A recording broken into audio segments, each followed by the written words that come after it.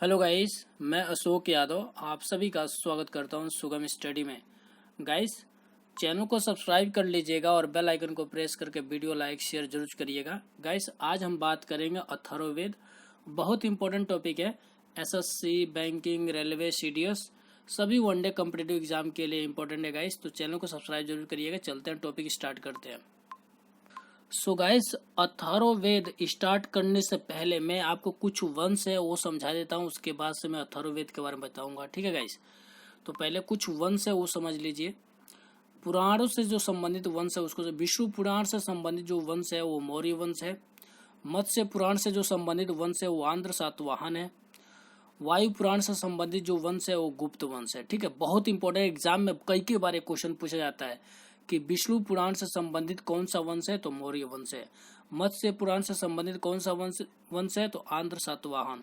वायु पुराण से संबंधित कौन सा वंश है, तो गुप्त वंश। ठीक है, अब हम चलते हैं अपने टॉपिक के ऊपर, अथर्ववेद के बारे में। ठीक है, अथर्ववेद अथर्वा ऋषि द्वारा रचित इस वेद के में कुल 731 मंत्र हैं तथा लगभग 6000 पद्य हैं। ठीक है, इसके कुछ मंत्र ऋग्वैदिक मंत्रों से भी प्राचीनतर हैं। अथर्ववेद कन्याओं के जन्म की निंदा करता है।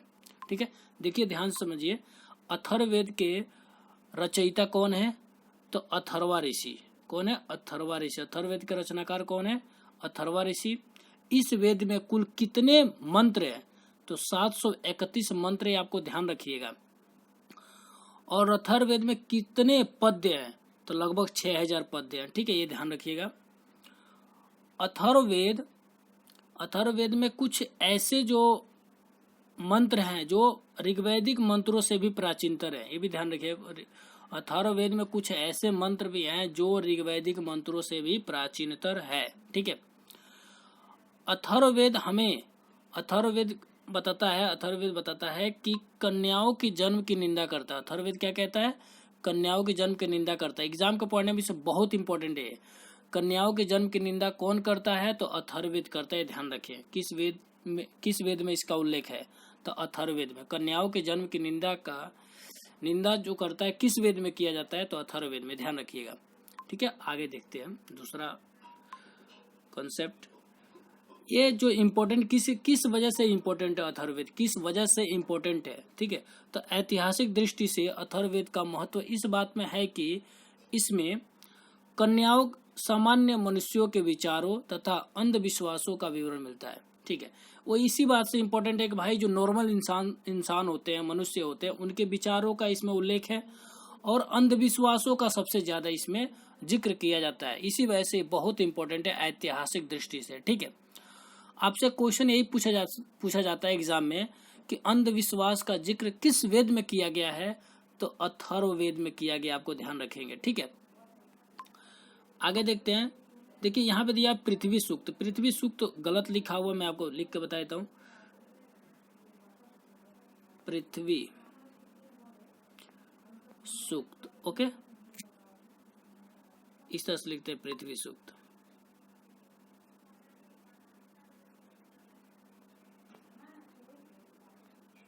पृथ्वी सूक्त इस तरह। ठीक है, पहले पृथ्वी सूक्त होता क्या है वो समझ लिए। पृथ्वी सूक्त आखिर में होता क्या है उसको पहले समझ लीजिए। गाइस, पृथ्वी सूक्त को समझा देता हूं आपको, ध्यान से देखिएगा। जिसमें प्रकृति और पर्यावरण के संबंध के अद्वितीय ज्ञान को पृथ्वी सूक्त कहा गया है। ठीक है, यह किस वेद में है? यह आपका अथर्ववेद में। ठीक है, किस वेद में? अथर्ववेद में है। ठीक है, एक क्वेश्चन के माध्यम से आपको समझाने की मैं कोशिश कर रहा हूँ, अथर्ववेद में। ठीक है, तो देखिए ये जो पृथ्वी सूक्त होता है, पृथ्वी सूक्त में आपको क्या ध्यान रखना है? पृथ्वी सूक्त में प्रकृति और पर्यावरण के संबंधों के बारे में अद्वितीय ज्ञानों का जिक्र किया गया, उल्लेख किया गया। ठीक है, प्रकृति सूक्त का मतलब यह होता है। ठीक है,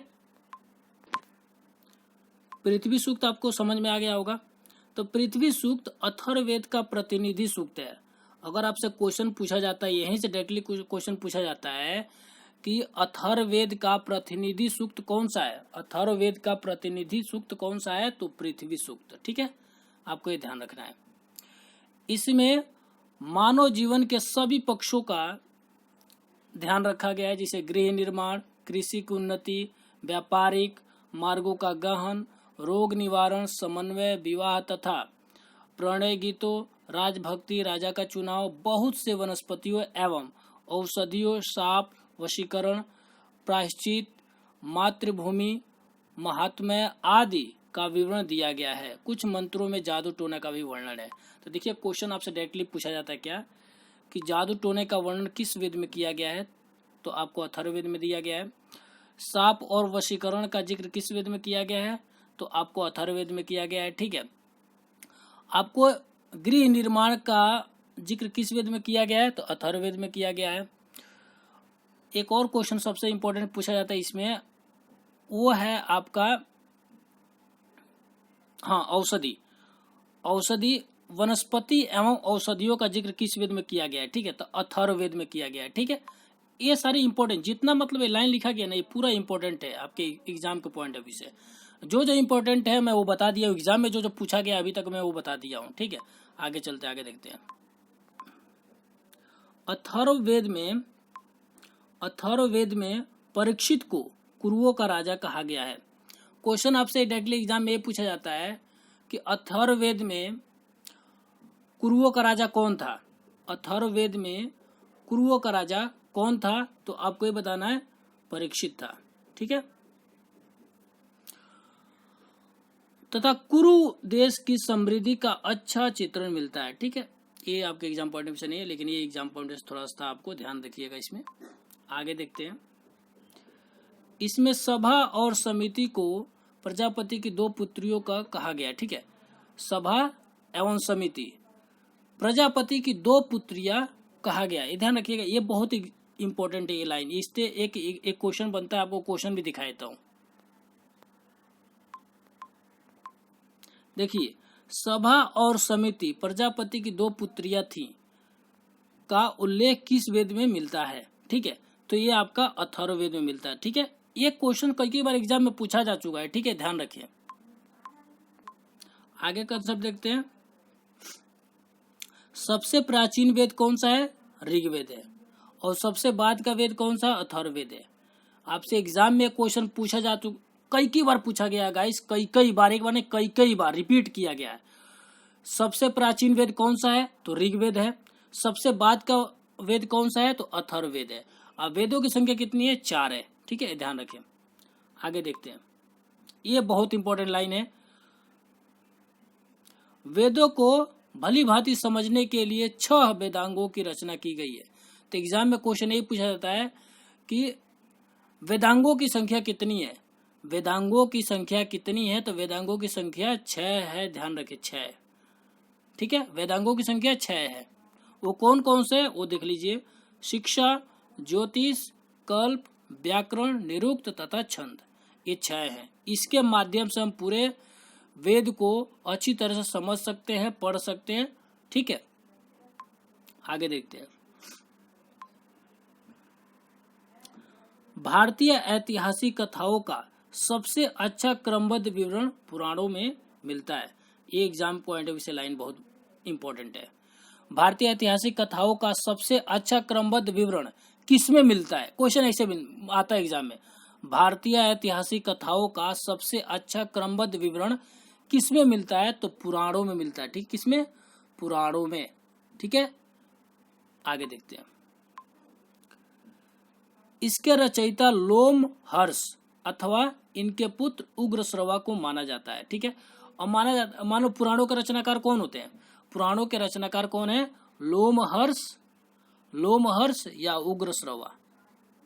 लोमहर्ष या उग्रश्रवा। आपसे एग्जाम में क्वेश्चन पूछा जाता है कि पुराणों के रचनाकार कौन है, तो लोमहर्ष या उग्रश्रवा। ये दोनों नाम नहीं आता कभी भी एग्जाम में, कोई एक ही आता है। ठीक है, तो आपको दोनों नाम याद रखना है। दोनों में से कोई सा भी एग्जाम में आ जाता है। ठीक है, अगर दोनों नाम आ जाता है, सोचिए सपोज अगर दोनों नाम आ जाता है, तो पहले वाला पर आपको ट्रिक मारना है लोमहर्ष पे। ठीक है, ये ध्यान रखें। और पुराणों की संख्या कितनी है, 18 है। एग्जाम में क्वेश्चन कई बार पूछा गया है, पुराणों की संख्या कितनी है, 18 है। ध्यान रखें, जिनमें से केवल 5 मत्स्य, वायु, विष्णु, ब्राह्मण और भागवत में ही राजाओं की वंशावली पाई जाती है। इसमें जो 5, इसमें जो इम्पोर्टेंट जो चीज है 5, मत्स्य पुराण, मत्स्य, वायु पुराण, विष्णु पुराण, ब्राह्मण और भागवत, ये जो पांचों है ना, इसमें वंशावली, राजाओं की वंशावली पाई जाती है। ठीक है, वंश पीढ़ी दर पीढ़ी चलता है। ठीक है, आगे देखते हैं।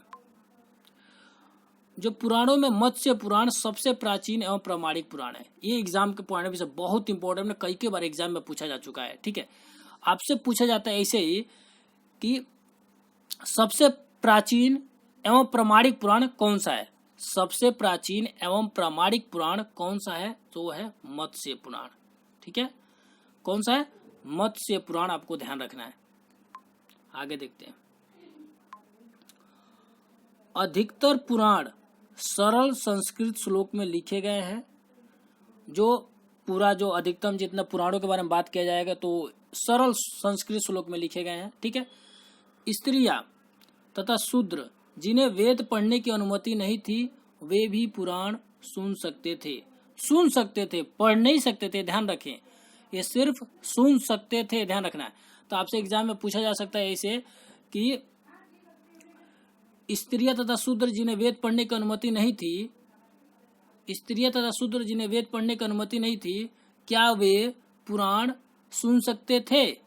तो आपको ध्यान रखना, ऑप्शन में अगर आपको यस दिया है तो आपको यस पे ट्रिक मारना, नो पे तो नो नहीं होगा। ठीक है, तो आपको ध्यान रखना है। ठीक है, और ये भी आपसे एग्जाम में पूछा जाता है कि वेद पढ़ने की अनुमति क्या स्त्रियों के थी, तो नहीं थी, ये भी ध्यान रखना है।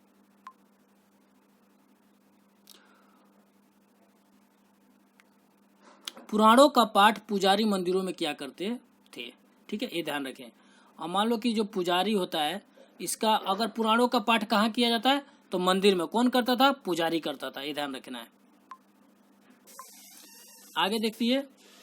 स्त्री की सर्वाधिक गिरी हुई स्थिति मैत्रेयी संहिता से प्राप्त होती है। मैत्रेयी संहिता से प्राप्त होती है, बहुत इंपॉर्टेंट लाइन है, ध्यान रखें। अब स्त्री की सर्वाधिक गिरी हुई स्थिति किससे प्राप्त होती है। स्त्री की सर्वाधिक गिरी हुई स्थिति किससे प्राप्त होती है, तो मैत्रेयी संहिता से प्राप्त होती है, ध्यान रखना, मैत्रेयी संहिता से, जिसमें जुआ और शराब की भांति स्त्री को पुरुष का तीसरा मुख्य दोष बताया गया है।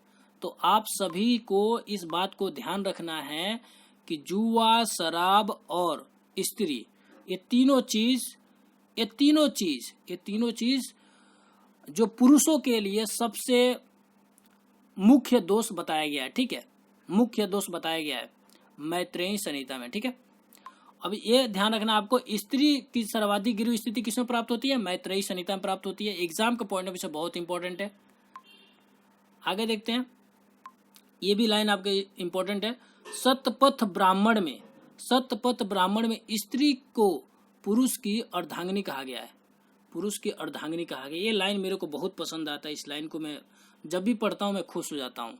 इस लाइन को देखिए, क्योंकि भाई दोनों इक्वल है भाई, सिंपल सी बात है, किसी में कोई भेदभाव नहीं किया जा सकता। स्त्री और पुरुष दोनों इक्वल हैं। ठीक है, ध्यान है। सतपथ ब्राह्मण, आपसे एक क्वेश्चन पूछा है, सतपथ ब्राह्मण में स्त्री को पुरुष की अर्धांगिनी कहा गया है।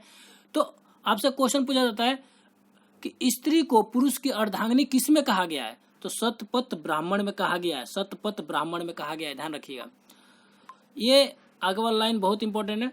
जबालोपनिषद में चारों आश्रमों का उल्लेख किया गया। इसको मैं आपको अच्छी तरह समझाता हूँ। जबालोपनिषद में चारों आश्रमों का उल्लेख किया गया। चलते इसको देख लेते बढ़िया तरह से।